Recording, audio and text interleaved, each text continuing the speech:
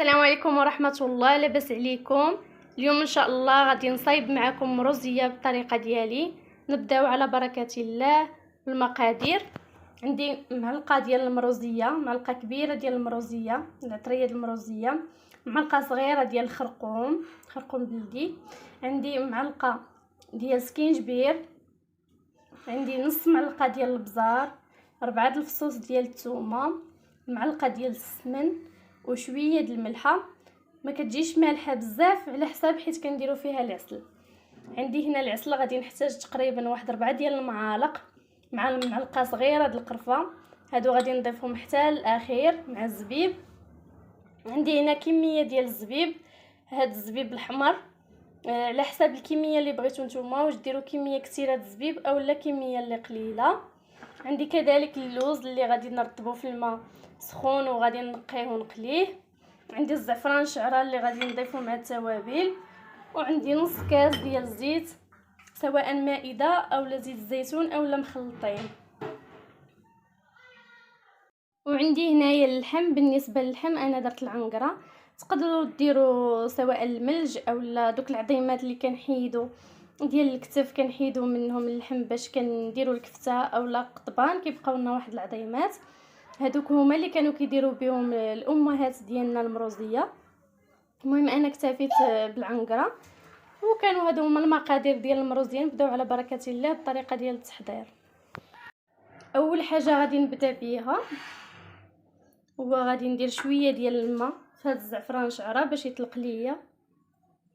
درت الماء غير عادي غير من الروبيني.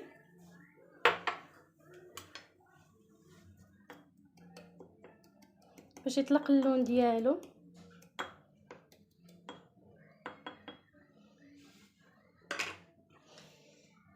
خديت هاد الاناء اللي غادي نضيف فيه التوابل كاملين.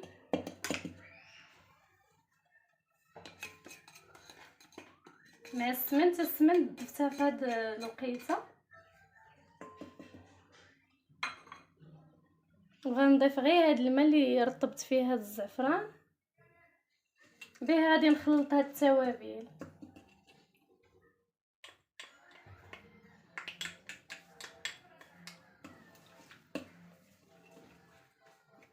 شحال ما شرملتو اللحيمه ديالكم على بكري شحال ما كتجي بنينه. غادي نزيد شويه ديال الماء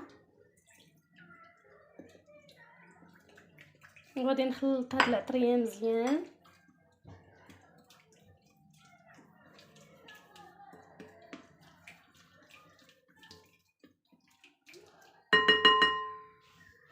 غادي نشرمل دابا هاد اللحم تقريبا، غادي نخليه 2 ديال الساعات حتى غيتشرب ليه هاد العطريه مزيان. تقدروا ديروها حتى في الليل تشرملوا اللحم ديالكم، وفي الصباح عاد طيبوا المروزيه. وكذلك نفس القضيه تقدروا عاوتاني تشرملوه بالليل وفي الصباح عاد طيبوها، وتقدروا تشرملوها في الصباح وفي الليل طيبوها. شحال ما تشرب اللحم ديالكم شحال ما غادي تجي بنينه بزاف المروزيه.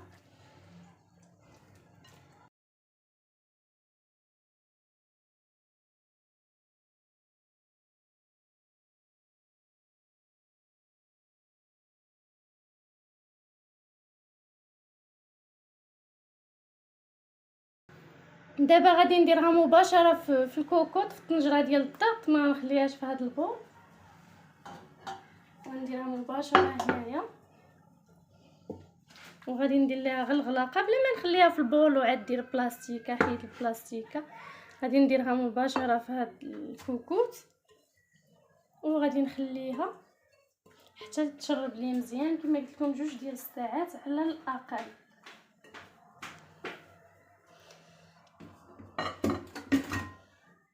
بعد ما استفت دوك اللحيمات صافي غير غادي ندير ليها الغلاقه هكا وغادي نخليها ترتاح على خاطرها.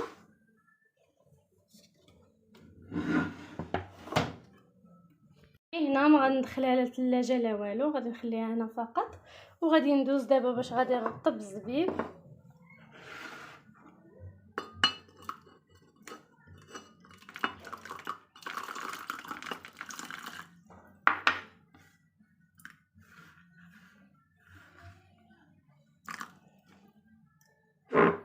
نرطب الزبيب في هذه الوقيته، غنخليه يرطب. وغادي ندوز كذلك نرد الماء هكا يغلي باش ندير فيه اللوز باش نفركو ونخليه ينشف باش منين نقليه يكون ناشف.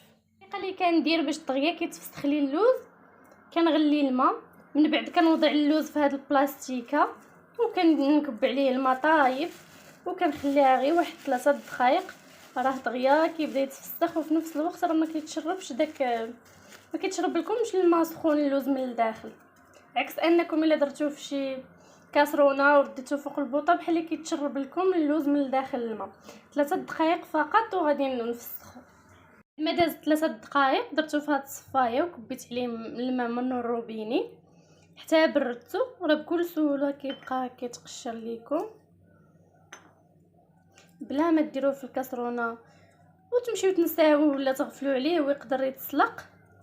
هاد الطريقه كتبقى افضل، كديروه في ديك البلاستيكه سواء كميه قليله ولا كميه كثيره.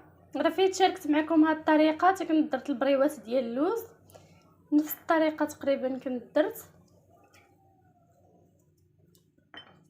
صافي غنبقى مستمره حتى غادي نقي هاد الكميه اللي عندي، فقط درت الكميه اللي غتكفيني وصافي، مدرتش شي كميه اللي كثيره. بعض المرات كندير هكا كميه اللي كثيره وكنحتفظ بها في شي قريعه الزاج فوق ما بغيت نخدر شي حاجه اولا نزوق شي حاجه. كنلقى عندي اللوز، كنلقى عندي هكا مقلي ناضي بلا ما كل مره نصايب شويه، ولكن هاد المره اكتفيت غير بهذا الشيء. غنبقى مستمره حتى غادي نكمل باذن الله.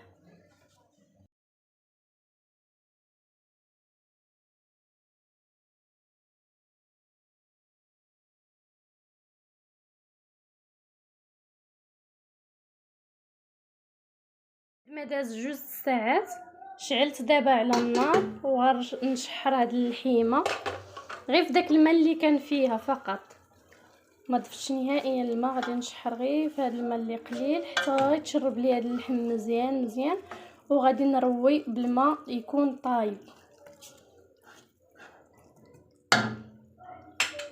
خليها تشحر على خاطرها، راني ناقصه عليها النار هانتوما تلاحظوا صافي. وغادي نخليها مره كنبقى نحرك في داك اللحم، كنقلبو من جميع الجهات.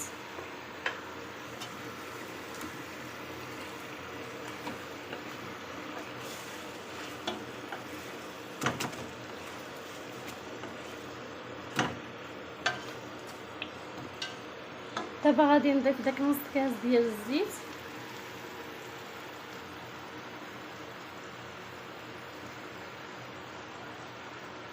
وغادي نروي بالماء طايب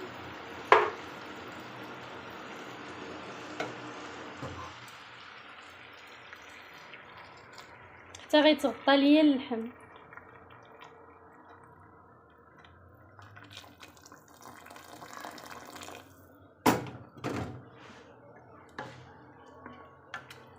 صافي غادي نخليه يطيب على نار مهيله تقريبا نص ديال الساعه، غادي يطيب ونضيف له عاد الزبيب والعسل والقرفه ان شاء الله باذن الله. غادي نسد عليها دابا على من تبدا تصفر عاد نقص عليها.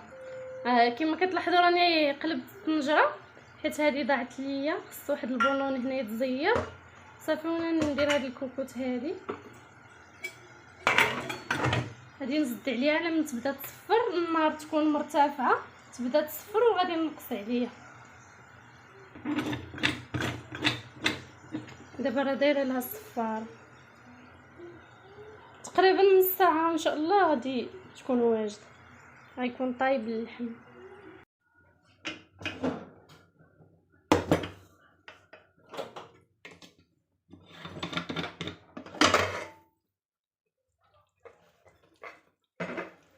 من بعد ما دازت نص ساعه وانا ناقصه عليه، شوفوا تبارك الله راه طابت اللحيمه رجعت الزبده طابت. دابا مباشره غادي ندير ليها الزبيب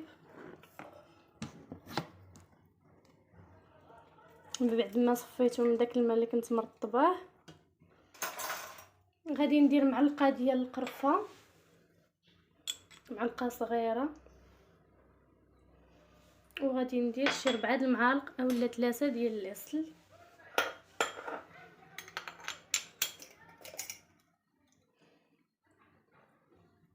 غندير شي 4 المعالق د العسل اولا 3. المهم العسل على حساب الحلاوه اللي بغيتو، واش الحلاوه تكون بزاف اولا يكون ناقص من الحلاوه. المهم انا درت 4 المعالق. غادي تجي هي هذيك في الحلاوه ديالها.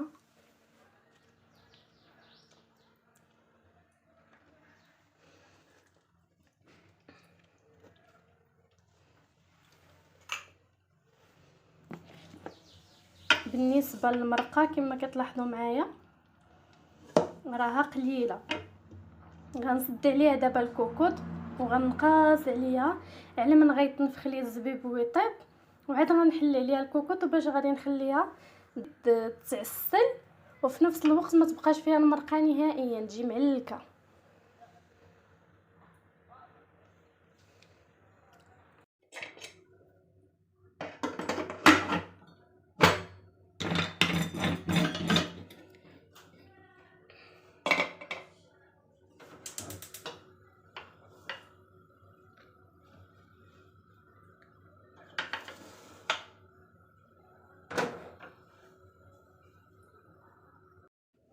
من بعد ما طاب ليا الزبيب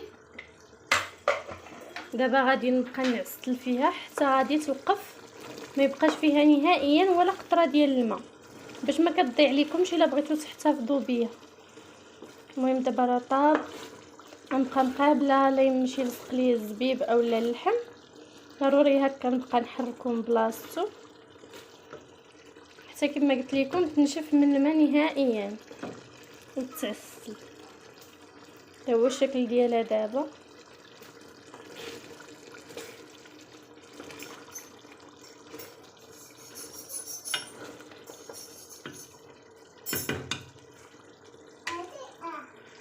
من بعد ما كتعسل هذا هو الشكل ديالها كي كنحصلوا عليه. لاحظتوا معايا تبارك الله عرفتوا تعسلات، كيبقى يخرج ليدام ديك الزويته اللي كنا ضفنا داك نص كاس، حيت الغنمي كما كتعرفوا كيكون ميدم. الا كان البقري وبغيتو ديروها بالبقري ضروري ديروا كاس كامل الزيت.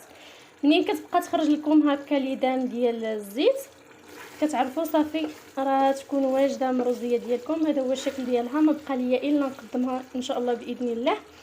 بالنسبه للوز راني قليته صافي، دابا غادي نقدمها ان شاء الله في التبصيل ديال التقديم. غنطفي عليها في هذه الاثناء، طفيت عليها النار.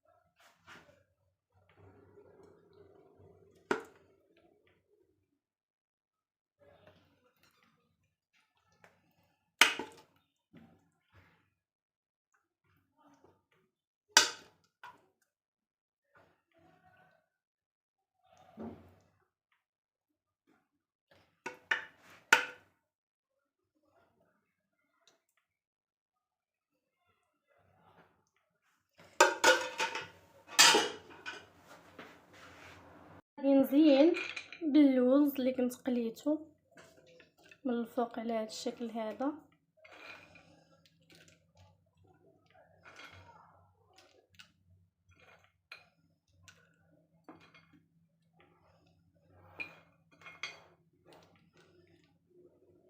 وكان هذا هو الشكل النهائي ديال المروزيه.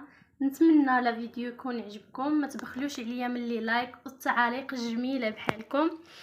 وكان هذا هو الشكل النهائي. غادي نقول لكم السلام عليكم حتى الفيديو جديد ان شاء الله، مع السلامه.